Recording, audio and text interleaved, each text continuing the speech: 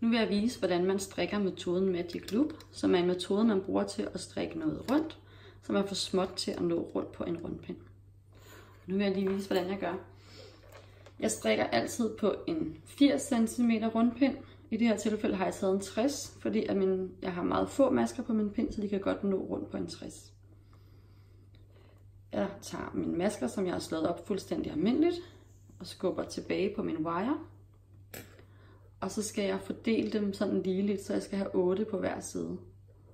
Så jeg deler dem her og presser min wire flad, og så skubber jeg maskerne frem, sådan her. Jeg har mit strikkegarn bagerst, fordi jeg skal fortsætte rundt sådan her. Og så skal jeg selvfølgelig lige tjekke, at jeg ikke har fået drejet mit arbejde til, når jeg skal samle det. Så jeg tjekker lige, at de alle sammen sidder, hvor de skal, og der ikke er nogen snoninger her.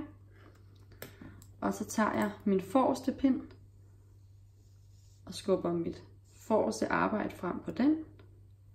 Jeg finder mit strikkegarn frem her og trækker den bagerste pind ud. Og så begynder jeg bare at strikke og samle mit arbejde her.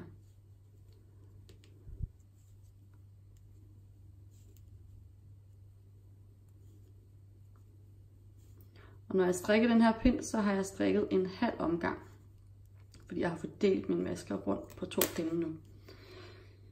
Jeg vender mit arbejde, har hele tiden styr på mit garn her, så jeg ikke får snået det omkring her og får lavet et omslag, jeg ikke skal lave. Så trækker jeg de forreste masker frem på den forreste pind.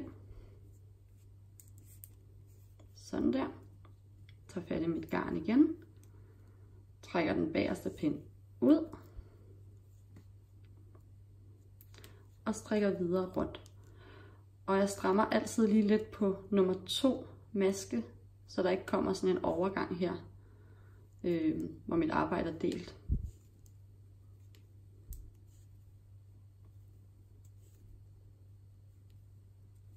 Så har jeg strikket en omgang.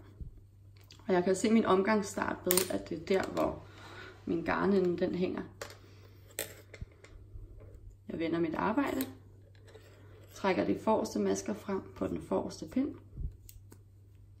Sådan der. Så fat i mit garn. Trækker den bagerste pind ud. Og strikker videre.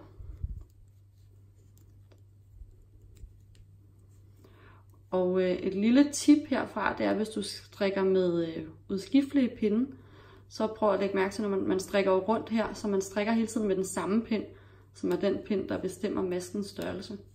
Så man kan skifte pinden på den her, som er den, man bare trækker maskerne frem på, til at være en halv nummer mindre, så er masker lidt nemmere at trække rundt med. Og hvis man gerne vil have markeret sin omgangsstart, ud over at man holder øje med her, hvor ens garnende hænger, så kan man selvfølgelig ikke gøre det i overgangen, for så falder den af, hver gang man skifter pinden rundt. Så man kan bare lige sætte den her en maske før. Sådan der. Og så må man bare lige huske på, at den sidder forskudt med en maske fra omgangens start. Jeg har strikket 2 omgange nu.